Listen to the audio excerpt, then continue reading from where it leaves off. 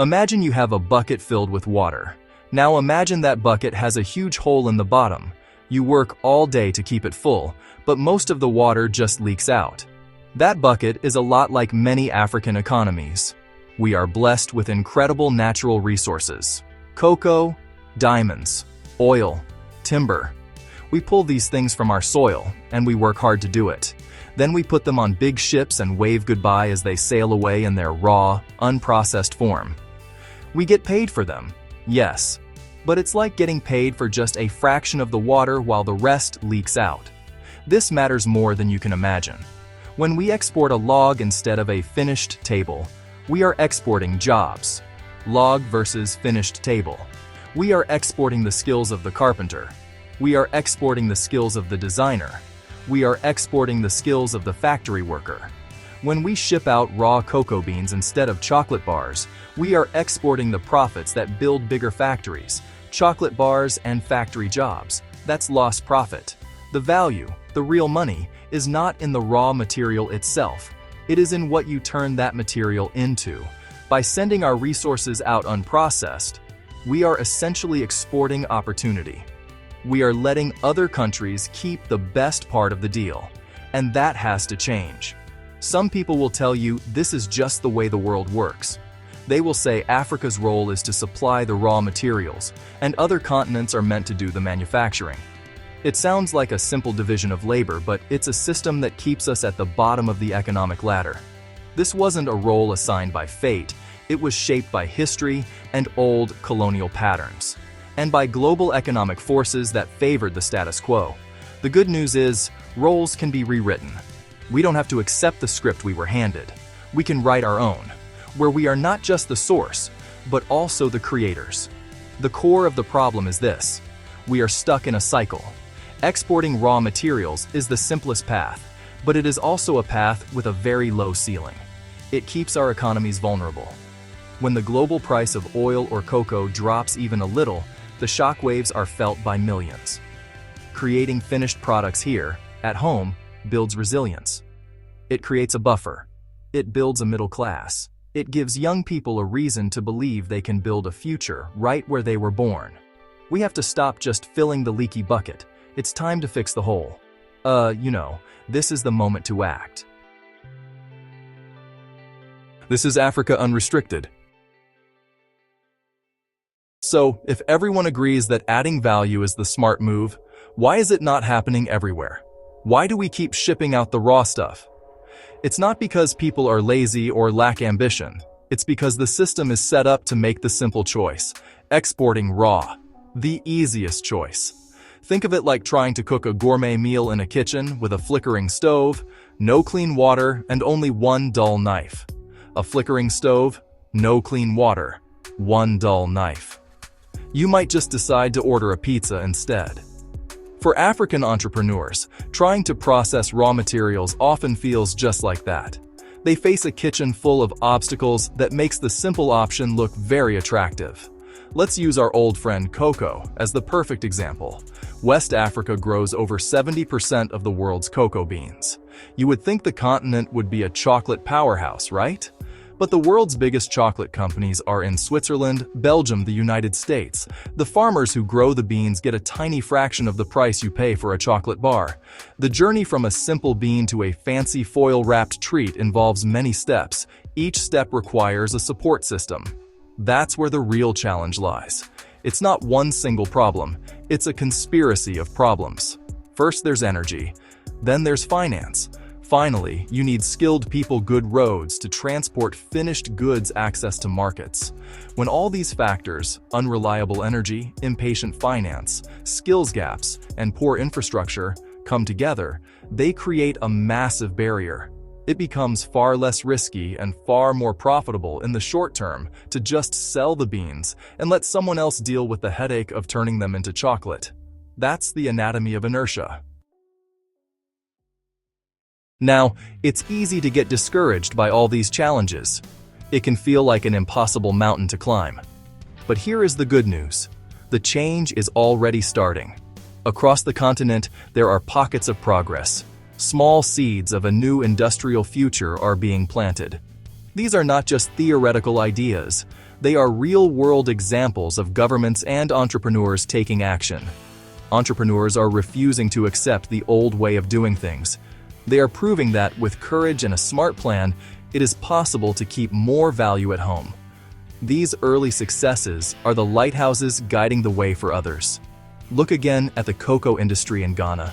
Look at cocoa in Côte d'Ivoire. For decades, these countries watched as nearly all their beans were shipped abroad for processing. But that is beginning to shift. Their governments have started to actively push for more local processing.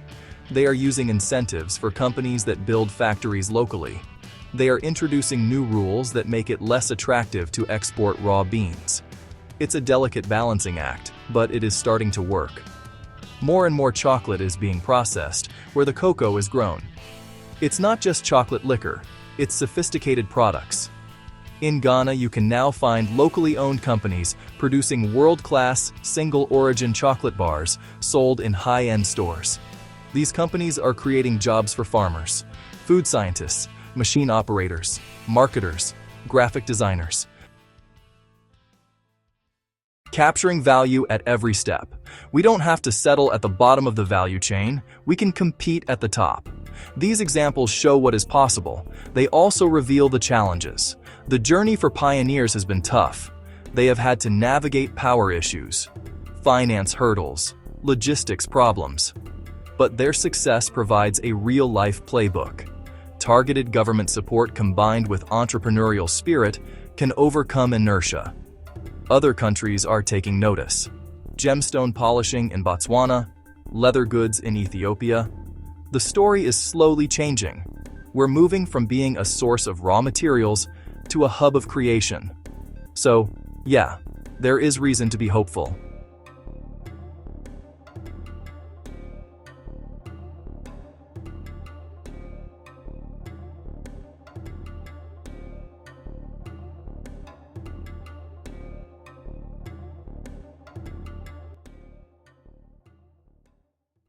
The Blueprint, a practical path to industrialization. So, how do we take these small pockets of success and turn them into a continent-wide movement? We can't just wish for it to happen. We need a clear, practical plan, a blueprint any country can adapt and follow. This isn't about magical overnight transformation. It is about taking deliberate, logical steps that build on each other. The goal is to systematically dismantle the barriers that hold our industries back and create an environment where processing our own resources becomes the smart, logical choice. This is not about closing ourselves off from the world, it's about engaging on our own terms. First, build processing facilities close to the source. Instead of hauling raw materials hundreds of kilometers to a port, build smaller, decentralized factories near farms and mines. This cuts down transportation costs and spoilage. It also brings jobs and economic activity to rural areas. These initial plants don't have to be massive. Start small. First stage processing, then grow over time. That embeds industry within local communities. Second, be willing to protect infant industries for a limited time. A brand new factory can't compete on day one with a 100-year-old firm. Like a young seedling, a new business needs shelter to grow strong. This could mean temporary tariffs on imported finished goods, or tax breaks for local producers. The key word is temporary. The goal is to give them a fair chance to learn, scale, and become efficient. Third, industrial policy and energy policy are one and the same. You cannot have a successful factory without reliable, affordable power. Governments must prioritize energy infrastructure in industrial zones. Powering progress, aligning energy and finance for industry. Let's dig deeper into the two engines that will drive this entire transformation: energy and finance. Energy, finance. Without getting these two right, even the best-laid plans will fail. They are the twin pillars that support the whole structure of industrialization. A factory without power is just a building. A great business idea without funding is just a dream. To stop exporting opportunity, we have to get serious about generating opportunity. That starts with generating electricity and generating investment. These are not technical side notes, they are the main event. Stable power is everything. Think strategically. Instead of trying to fix the entire national grid at once, countries can create industrial power islands. Zones with dedicated power infrastructure serving factories with near-perfect reliability. This targeted approach delivers results faster and shows investors we are serious. Embrace the renewable energy revolution. Africa is blessed with abundant sunshine and powerful rivers. Build solar farms, build hydropower dams to power industrial zones. Good for the planet and a huge competitive advantage. On the other side of the coin, finance. The money to build factories is different from trading capital. It needs to be patient. Entrepreneurs need longer repayment loans and investors who accept slow returns. Pension funds are built to think long-term. Directing capital toward local industrial projects provides patient finance. Commercial banks often can't. Make it safer for private investors, local and foreign. Create clear, stable, transparent rules. Investors hate uncertainty. They need contracts honored and policies that don't change overnight. Offer guarantees, streamline regulations, ensure legal protections to attract billions in private capital. When reliable power and patient, secure finance come together, the impossible suddenly becomes possible. For too long, our education systems have been disconnected from the needs of the economy. We need to bridge this gap. This means working directly with new and emerging industries to understand the exact skills they require. Then we must tailor vocational training programs, apprenticeships, university courses to meet that demand. Let's train more food technologists for our chocolate factories, more metallurgists for our steel mills, more textile engineers for our garment industries. On-the-job training is also vital, allowing people to learn and earn at the same time, building a skilled workforce from the community up. Next, where do we sell all these new, locally made goods? While the global market is the ultimate goal, the smartest place to start is right next door. The African continent itself is a huge, growing market of over 1 billion people.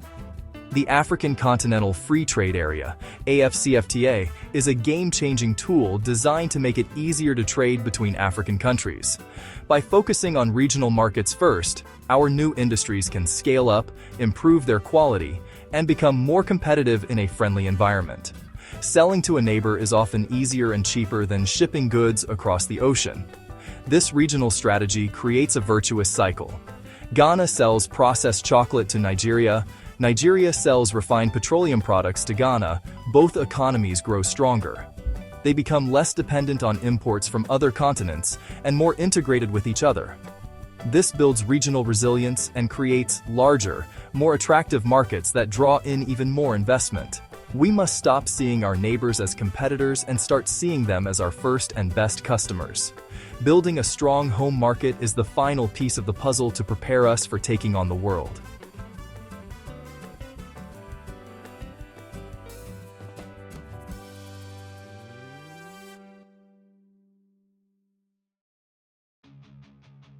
A marathon, not a sprint. The call for sustained action. This journey to add value to our own resources is not a short-term project. There are no quick fixes, no magic wands. It is a marathon that will require patience, persistence, unwavering commitment from leaders and citizens. The temptation to fall back on the easy money from raw exports will always be there. That is why we must see this not as a single policy, but as a generational mission. The goal is to fundamentally reshape our economies so that our resources enrich our people first. We have to be clear-eyed about the path ahead. It will demand difficult choices and long-term vision.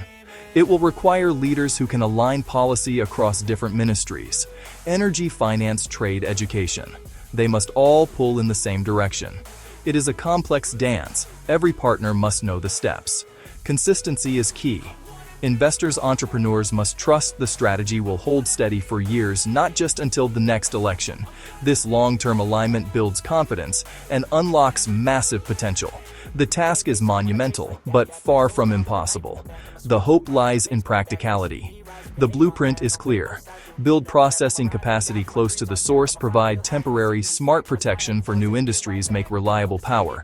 A priority unlock patient finance, train people for the jobs of the future, build strong regional markets first. Each step is logical and achievable. Learning from their struggles. Momentum is building. Ultimately, this is a call to action. Stop apologizing for wanting more for our continent. We are not demanding handouts. We demand the chance to build, create, and compete fairly. The future of Africa will not be defined by what we pull from the ground, but by what we build with our hands and our minds. We have the resources, we have the people, and we have the plan. The time for exporting raw materials is over. Stop exporting opportunity. Keep it here at home. Build the prosperous future our people deserve. Let's get to work.